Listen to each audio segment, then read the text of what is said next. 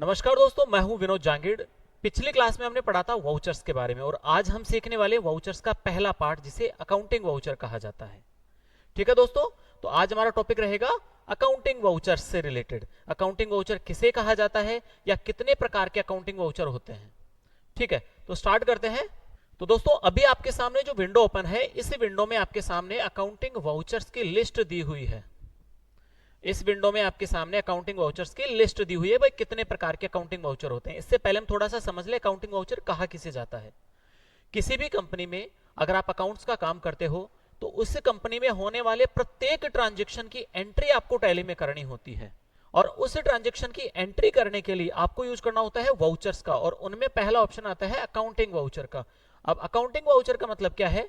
कोई ऐसे लेन देन जिनमें केवल पैसों से संबंधित बात होती है, किससे कितना लेना है या किसको कितना देना है या किससे कितना लिया या किसको कितना दिया, ये सारी चीजें आती है अकाउंटिंग वाउचर में। और ये आपके सामने एक लिस्ट है जिसमें अकाउंटिंग वाउचर्स की डिटेल दी गई है और इनमें सबसे पहला वाउचर हमारा आता है कॉन्ट्रा वाउचर। दोस्तों, आप सब जानते होंगे कि हर कंपनी में अगर नकद के लेन देन होते हैं तो हम ज्यादा नकद के लेन देन नहीं कर सकते, लेकिन फिर भी जितना भी कैश हमारे पास इकट्ठा हो जाता है उस कैश को हमारी फर्म के बैंक अकाउंट में हमें जमा करवाना होता है। और जब भी हम बैंक अकाउंट में जमा करवाते हैं तो हमें टैली में उसकी एंट्री अगर करनी है तो हमें यूज करना होगा किसका? कॉन्ट्रा वाउचर का। ओके दोस्तों, इसके अलावा कॉन्ट्रा वाउचर का क्या यूज है? आप बैंक से पैसा विड्रॉ करते हो या बैंक में पैसा जमा करवाते हो या अपने एक बैंक अकाउंट से दूसरे बैंक अकाउंट में ट्रांसफर करते हो, तो इन तीनों जगह पर आपको यूज करना होगा कॉन्ट्रा वाउचर का। और इसका शॉर्टकट होता है टैली में F4। आप जब भी टैली में एंट्री करोगे तो आपको F4 प्रेस करना होगा। ये शॉर्टकट यहां सामने लिखा हुआ है, ये F4 है कॉन्ट्रा वाउचर का शॉर्टकट। ठीक है, नेक्स्ट हमारे पास आता है क्रेडिट नोट। इस क्रेडिट नोट से पहले हम पढ़ेंगे, यहां पे देखो एक सेल वाउचर दिया गया है लास्ट में, देखो यहां। एक्चुअली सेल का यूज कब करते हैं?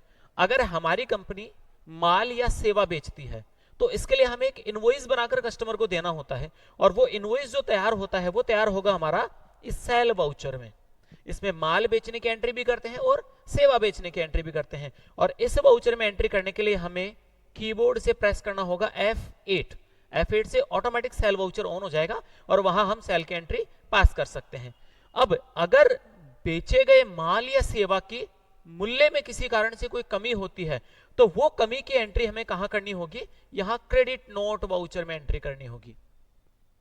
अब मूल्य में कमी होने का कारण क्या हो सकता है? हमने किसी को माल बेचा, वो अगले को पसंद नहीं आया और उसने रिटर्न कर दिया, तो वो रिटर्न वाली जो एंट्री है वो आपको कहां करनी होगी? क्रेडिट नोट में। इसके अलावा और क्या कारण हो सकते हैं? जैसे पोस्ट सेल डिस्काउंट।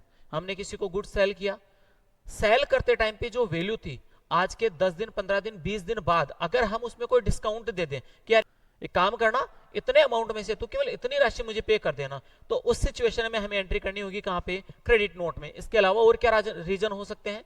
इसके अलावा रीजन है करेक्शन इन इनवॉइस। कई बार क्या होता है, हम जब सेल करते हैं तो अगले से जिस रेट में बात हुई थी उससे महंगा हम इनवॉइस बना देते हैं। किसी से 100 रुपए पर पीस में बात हुई, आपने 120 रुपए पर पीस का बना दिया। अब सेल इनवॉइस तो जनरेट हो चुका, अब उसमें करेक्शन करने के बजाय हम क्या करेंगे? उसके अगेंस्ट क्रेडिट नोट बनाएंगे। जो डिफरेंस अमाउंट था 20 रुपए, तो यहां पे क्रेडिट नोट की एंट्री कर सकते हैं। और इसके लिए हमें शॉर्टकट यूज करना होता है ऑल्ट के साथ F6। ऑल्ट के साथ F6। ये बात हो गई हमारी क्रेडिट नोट की। उसके बाद नेक्स्ट जो हमारा वाउचर है वो है डेबिट नोट वाउचर। ठीक है, अब जैसे क्रेडिट नोट से पहले हमें सेल पढ़ना पड़ा था, वैसे ही डेबिट नोट से पहले हमें परचेज की डिटेल पता होनी जरूरी है। अगर हमारी कंपनी माल, सेवा या संपत्ति खरीदती है, अगर हमारी कंपनी माल, सेवा या संपत्ति खरीदती है तो हमें एंट्री करनी होगी कहां पे? परचेज वाउचर में। और इसका जो शॉर्टकट होता है वो होता है F9। आपको एंट्री करने के लिए कीबोर्ड से F9 प्रेस करना होगा। इससे परचेज वाउचर ऑन हो जाएगा। फिर जो भी माल परचेज करे हो या सेवा परचेज करे हो उसकी डिटेल आप वहां पे एंटर कर सकते हो। अब अगर परचेज किए गए माल या सेवा की वैल्यू में कोई कमी करनी हो तो फिर हमें यूज करना होता है यहां पे डेबिट नोट वाउचर, और इसका शॉर्टकट होता है ऑल्ट के साथ F5। जब भी टैली में एंट्री करेंगे तो ऑल्ट प्लस F5 प्रेस करते ही ऑटोमेटिक आपके सामने ओपन हो जाएगा डेबिट नोट। और इसमें भी एंट्री करने के वही रीजन है, जैसे हमने किसी से 10 पीस परचेज करे तो परचेज का इनवॉइस आएगा, लेकिन अगर हमने उसमें से 2 पीस रिटर्न कर दिए तो उसके अगेंस्ट हमें बनाना होता है क्या? Debit note. उसके बाद नेक्स्ट आता है हमारा कौन सा? Journal voucher. एक्चुअली टैली में देखो, टैली की बात नहीं करें अपन, पहले अगर केवल अकाउंट्स की बात करें तो अकाउंट्स में इतने सारे वाउचर्स यूज नहीं किए जाते, वहां पे केवल एक एंट्री होती है जर्नल एंट्री। लेकिन टैली जब बनाई गई तो टैली में क्या हुआ, हर ट्रांजेक्शन के लिए अलग अलग वाउचर्स बना दी कि भाई परचेज की एंट्री आपको परचेज में ही करनी है, सेल की एंट्री सेल में ही करनी है, पेमेंट की एंट्री आपको पेमेंट में ही करनी है। अब जर्नल किसके लिए बचा भाई, अगर इनके अलावा कोई एंट्रीज होती है जैसे अकाउंट्स का एडजस्टमेंट, खातों का एडजस्टमेंट करना हो, तो वो सारी एंट्रीज कहां होगी, जर्नल में। इसका एक एग्जांपल मैं आपको बताता हूं। अगर हमने किसी को गुड्स सेल किया है, किसी को गुड्स सेल किया है, अब इस सेल के अगेंस्ट जो पैसा हमें प्राप्त होना था, वो पैसा अगर हमारा डूब जाता है, जिसे हम कहते हैं क्या, बैड डेब्ट्स, अगर पैसा डूब जाता है तो इस बैड डेब्ट्स की एंट्री कहां करनी पड़ेगी, जर्नल वाउचर में। इसके अलावा जैसे हमने किसी से कोई एसेट परचेज करी, संपत्ति खरीदी है, और उस संपत्ति पर अगर अपने को डेप्रिसिएशन लगाना है, जिसे मूल्यह्रास कहा जाता है, तो वो डेप्रिसिएशन की एंट्री भी कहां करनी पड़ेगी हमें, जर्नल वाउचर। तो ऐसे काफी सारे और भी एंट्रीज होती हैं जो हम जर्नल वाउचर में कर सकते हैं। उसके बाद आता है मेमोरेंडम, लेकिन इससे पहले हम पढ़ेंगे यहाँ पे पेमेंट वाउचर। अब पेमेंट का यूज कहां करते हैं, जब भी आपकी कंपनी किसी संस्था या किसी व्यक्ति को पैसा देती है, चाहे वो कैश पेमेंट करे चाहे बैंक से पेमेंट करे, हमेशा एंट्री कहां करनी होगी, पेमेंट वाउचर में।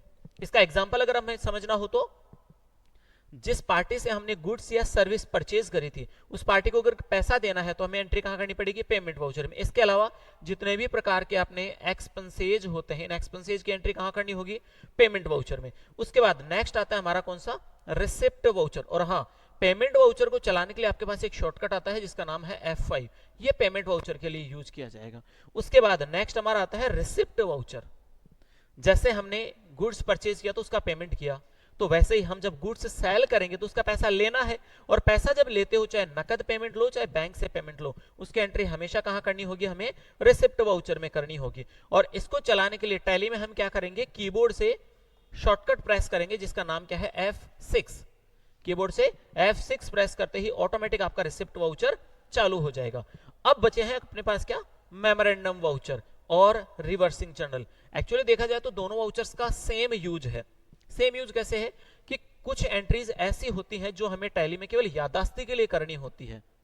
जैसे एक ट्रांजेक्शन का अगर आपने नाम सुना हो तो एक ट्रांजेक्शन होता है sale on approval. Sale on approval का मतलब क्या है, सहमति पर विक्रय। हमने किसी को माल भेजा कि यार भाई तुझे पसंद आए तो रख लेना, अदरवाइज मेरा माल वापस दे देना। तो ऐसे ट्रांजैक्शंस की एंट्री अगर हमें करनी है तो यूज करना होगा क्या, मेमोरेंडम वाउचर। और इसी का भाई है ये रिवर्सिंग जर्नल।